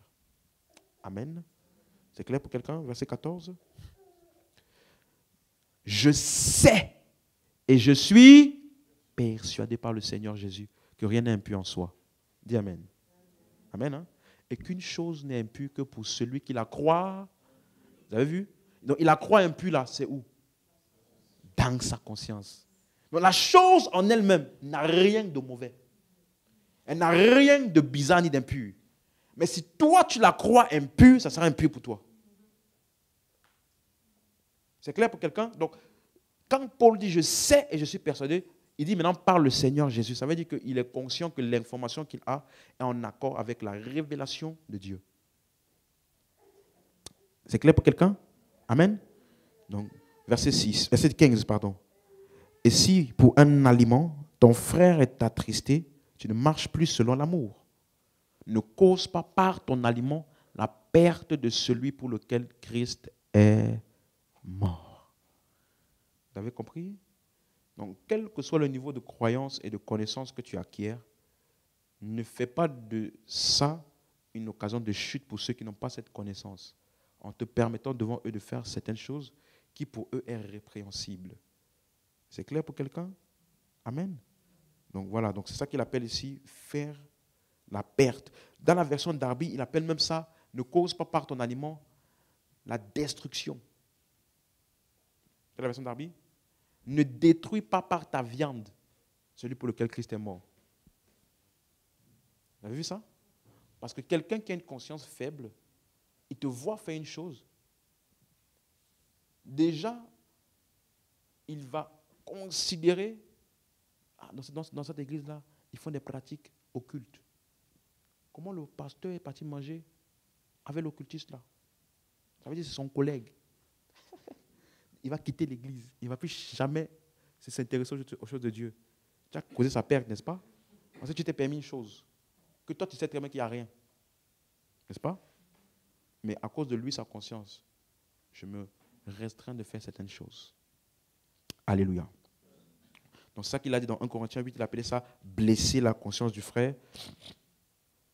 Ici, il appelle ça faire périr le faible. Amen.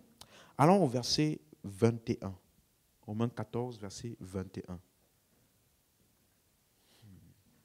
Il est bien de ne pas manger de viande, de ne pas boire de vin et de s'abstenir de ce qui peut être pour ton frère une occasion de chute, de scandale et de faiblesse. Verset 22.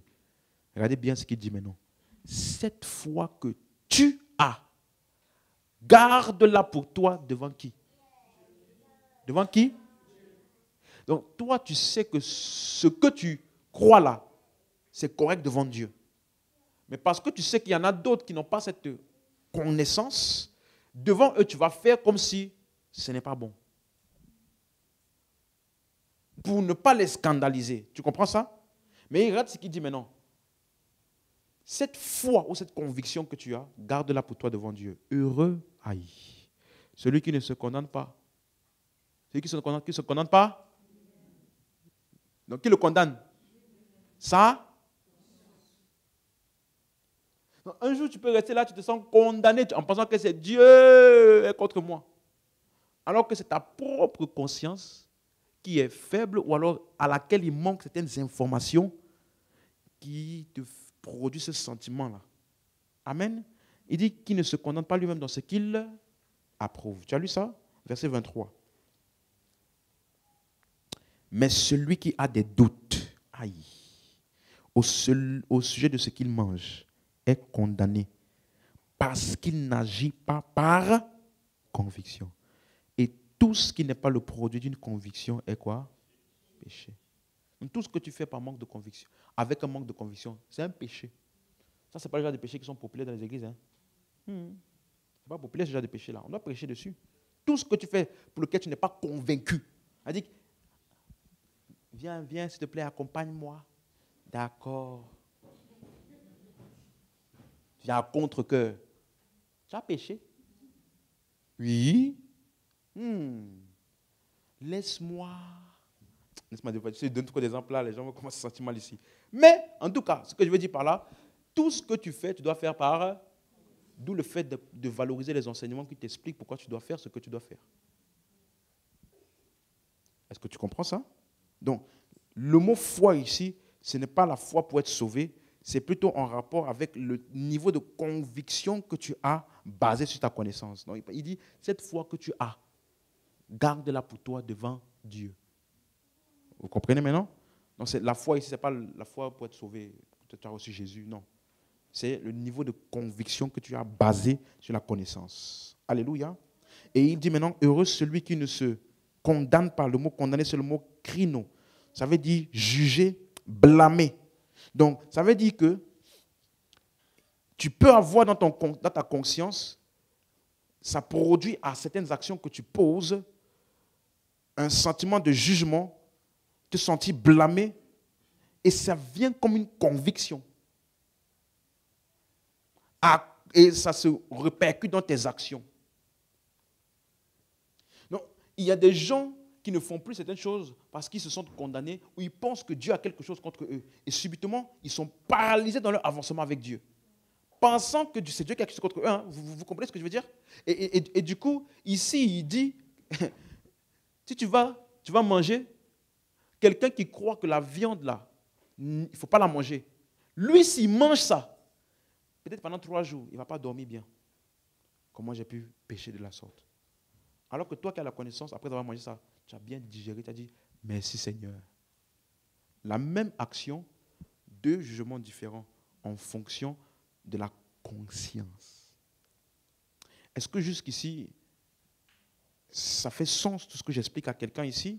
Donc, cette persuasion-là d'être est un jugement erroné. Cette condamnation, c'est un jugement erroné. Amen. Et donc, ça peut te faire vivre en deçà ou en dehors de ce que tu es censé expérimenter en Christ. Est-ce que c'est clair pour quelqu'un? Bon, on va s'arrêter là pour aujourd'hui. On va continuer vendredi. Alléluia. Donc, ce soir, je veux que tu partes d'ici avec une pleine conscience que l'esprit ou la voix de l'esprit est différente de la conscience. OK? Mais la conscience peut s'accorder ou s'aligner à la voix de l'esprit si le système de pensée a été assez exposé à la parole et l'intelligence donc renouvelée. Ça sera donc un juge fiable. Mais si ta conscience est souillée ou faible, tu peux interpréter comme le témoignage intérieur quelque chose pour lequel Dieu n'a rien contre ça. Alléluia. C'est clair pour quelqu'un? Tu as perçu la différence? Témoignage intérieur, conscience. OK? Et donc, c'est pour cela que souvent la conscience, tu sais pourquoi. Ça fait sens pour toi. Pourquoi tu n'es pas tranquille par rapport à ça? Parce que c'est un système de régulation basé sur les informations que tu as assimilées. Donc, ce sentiment de mal-être, tu sais pourquoi. OK? Donc, le témoignage intérieur, comme je dis, généralement, il n'y a pas de raison logique. Souvent, c'est comme si tous les feux sont verts naturellement. Il y a quelque chose. Ou des fois, l'inverse. C'est comme si rien ne va dans ce domaine-là. Mais tu sais que c'est là-bas ta réussite. Alléluia. Non. Mais ça, là, ce n'est pas la conscience. Vous avez compris maintenant? Conscience, les émotions, la peur, tout ça là. Mais ça arrive au même endroit. Il faut que tu sois enseigné et que toi-même tu grandisses dans ce discernement-là Il appelle ça le renouvellement de l'intelligence afin que vous puissiez discerner. Donc si ton intelligence n'est pas renouvelée, tu ne vas pas discerner. Tu vas appeler tout Dieu ou tu vas appeler tout c'est pas Dieu. Ou tu vas appeler tout c'est moi qui pense. C'est moi qui pense. Je ne sais pas pourquoi je pense comme ça. Je pense comme ça. Une chose là m'a dit. En fait, quand tu parles comme ça, ça montre que ton intelligence n'est pas assez renouvelée par la parole au point où tu es capable de disséquer, comme la Bible dit, tout ce qui se passe là, c'est Dieu, c'est pas Dieu. Ça, c'est la conscience qui doit être mieux travaillée. Je sais que Dieu ne me condamne pas pour ça. Pourquoi, malgré que je sais que Dieu ne me condamne pas pour ça, pourquoi je sens encore la condamnation? Ça veut dire que ma conscience là a besoin d'être encore plus exposée à la vérité. Parce que l'amour parfait chasse la peur. Donc, il y a des fois, tu sais que Dieu ne te condamne pas pour ça. Mais tu sens quand même la chose. Ça veut dire que ta conscience a encore besoin d'être plus exposée à cette vérité pour que ça pénètre mieux. Alléluia. On peut se lever. Tu as appris quelque chose ce soir? Tu as été béni ce soir? Alléluia. Donc il faut que tu comprennes toutes ces choses-là. C'est vraiment important. Ça te permet de marcher, surtout si tu veux t'assurer de marcher, de fonctionner selon le plan de Dieu pour ta vie. Je t'assure, tu ne dois pas te permettre de jouer avec ça. Amen. Élève la voix avec moi et rends grâce à Dieu pour sa parole, pour l'illumination de l'Esprit. Merci, Esprit de Dieu.